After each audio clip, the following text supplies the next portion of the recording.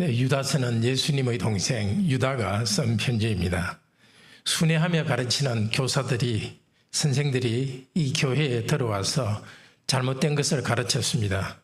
그들의 잘못된 가르침으로부터 교회를 지키기 위해서 이 유다서를 써서 편지를 보냈습니다.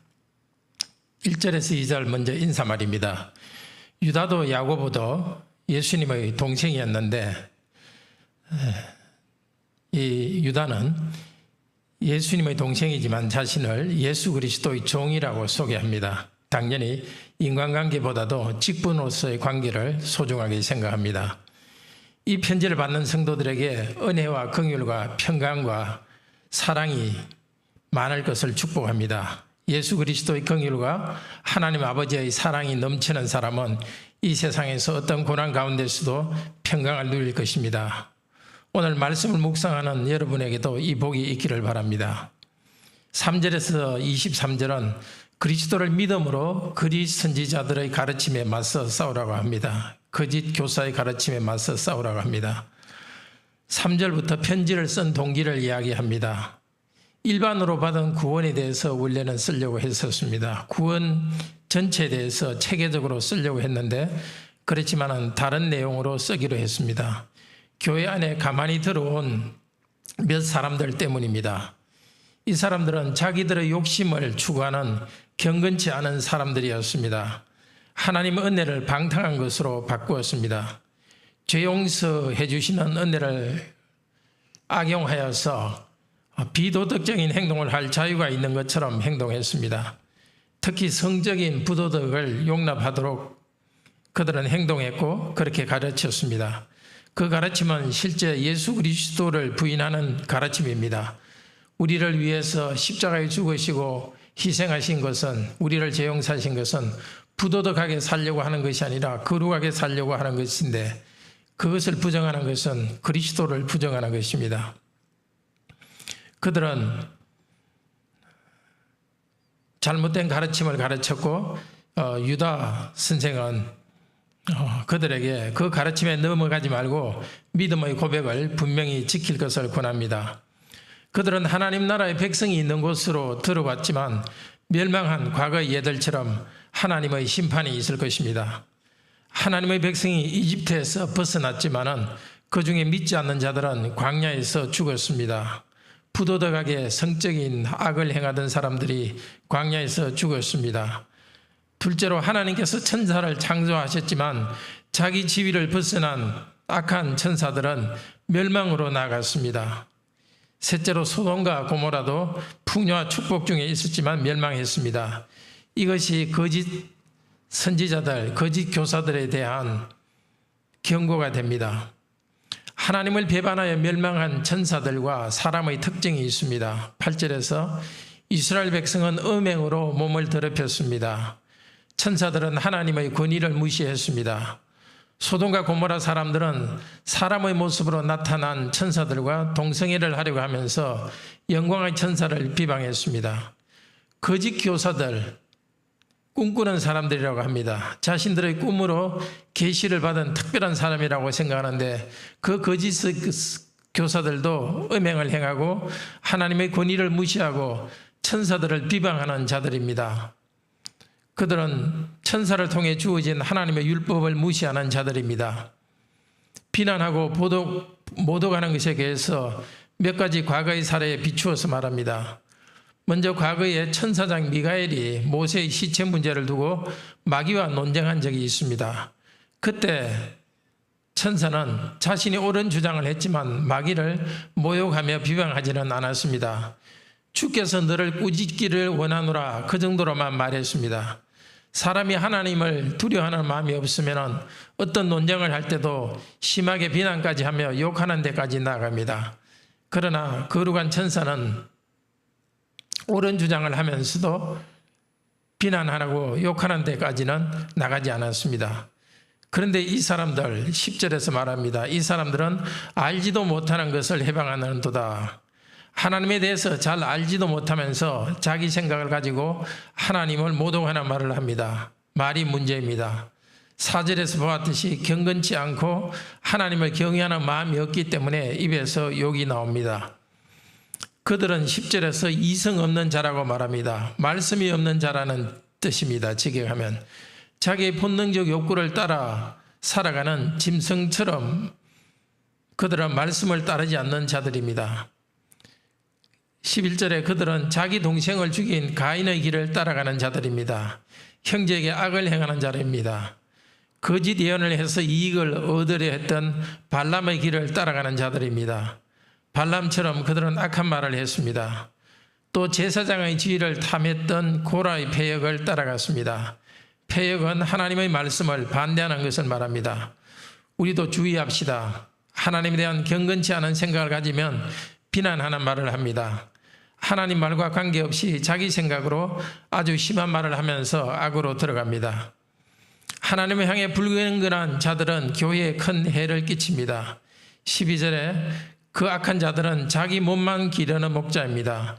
그럴듯한 말로서 사람을 돕는 것 같지만 자기의 이익을 위해서 가르치는 악한 자들입니다. 그들이 가르치는 것은 성도 유익을 위해서가 아니라 자기의 이익을 위해서입니다. 바람에 불려가는 물 없는 구름입니다. 그들은 아무 열매 없는 자들입니다. 성도들에게 열매를 주는 성과가 없습니다. 또 바다가 거품을 뿜듯이 수치스러운 일을 하고 유성이 나타나다가 없어지듯이 하나님에 의해서 멸망당할 것입니다. 14절에 에녹이 예언했듯이 그들은 한마디로 경건치 않은 자들입니다. 하나님께서 그들을 심판하실 것입니다. 15절에 그들의 말이 완악합니다. 마음이 완악하고 악을 향해 나아가면 입에서 나오는 말이 하나님의 말씀을 따르지 않습니다. 자기의 완악한 욕심을 말로 드러냅니다. 16절에 원망하는 자며 불만을 토하며 정욕대로 행하는 자라고 합니다. 마음이 부패할 때 말에 불평이 나옵니다. 이제 17절에서 23절은 하나님 안에서 성도가 교회가 자신을 세우고 악한 자들을 긍휼히 여기라고 합니다. 17절에서 결론적으로 말합니다. 경건치 않은 정욕이 우리 개인과 교회, 가정에 파고들 수 있습니다. 성적인 탐심, 경제적 탐심, 지위에 대한 탐심, 인정에 대한 탐심에 빠지면 하나님에 대한 경건이 없어지고 조롱하는 말을 합니다. 공동체와 가정, 교회를 분열시키고 정상적인 아름다운 것을 분열시킵니다. 하나님의 사랑을 받는 성도 여러분, 우리는 분별해야 되겠습니다. 그런 흐름을 분별하고 성령이 없는 영을 분별해야 되겠습니다. 우리 자신에게 그런 일이 일어나지 않도록 조심해야 되겠습니다. 20절에 기도하며 자신을 돌아보고 회개하는 삶이 있기 바랍니다. 내 영혼의 상태가 어떤지 주님께 내어놓고 자기를 돌아봅시다. 하나님보다 높아진 것을 발견하면 회개하고 그것으로부터 벗어나게 되기를 바랍니다. 삼위일체 하나님 안에서 자기를 건축하고 지키기를 바랍니다. 믿음 위에 하나님의 성령님 안에서 기도합시다. 하나님의 이름을 부르며 그분의 사랑 안에서 지킵시다. 예수 그리스도의 긍휼을 기다리며 소망합시다.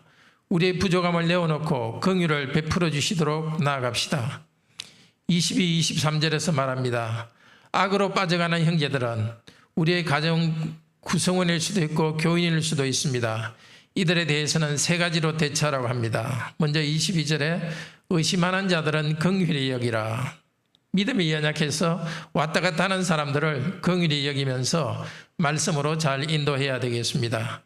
자녀들에게 믿음의 의심이 일어날 때 이것을 분별하고 잘 인도해야 하겠습니다. 둘째로 어떤 자는 불에서 끌어내어 구원하라. 악에 빠져 있는 사람들은 말씀으로 구원해야 됩니다.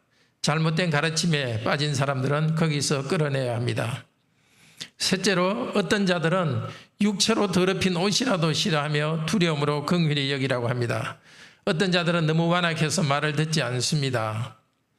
그 옷까지도 악으로 문든 정말 가까이 할 수도 없는 그런 자들은 교회가 권징을 해서 출교해야 합니다. 그렇지만 긍휼히 여기는 마음을 가져야 합니다. 이렇게 미리 경고해 주셨습니다.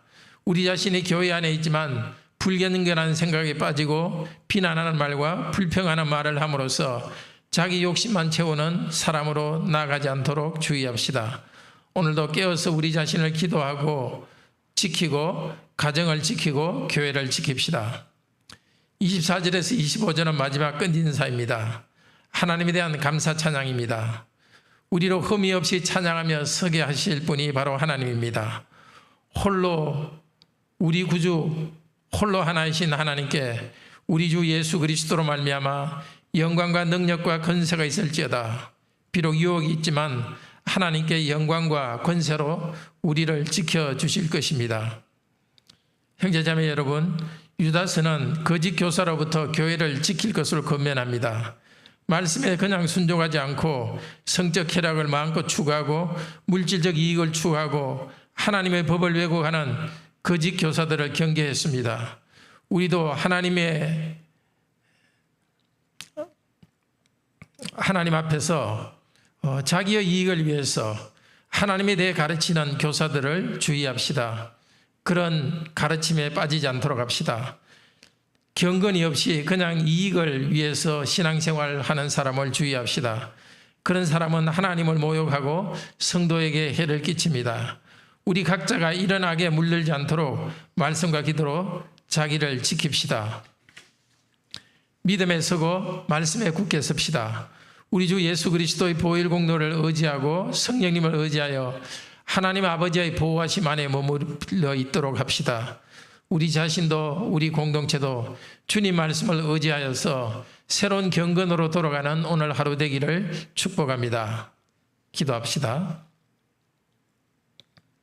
아버지 하나님, 예수 그리스도의 보혈 공로로 죄 용서받아 새로운 삶을 살게 하신 은혜를 감사드립니다.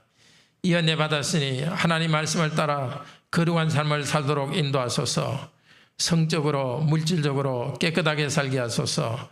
교만하여 하나님 말씀을 무시하고 불의한 행동을 하지 않게 하소서. 잘못된 가르침으로부터 교회를 지켜주소서. 잘못된 가르침에 빠진 형제자매들을 사랑으로 권유하며 바른 교훈 안에 머물게 하소서.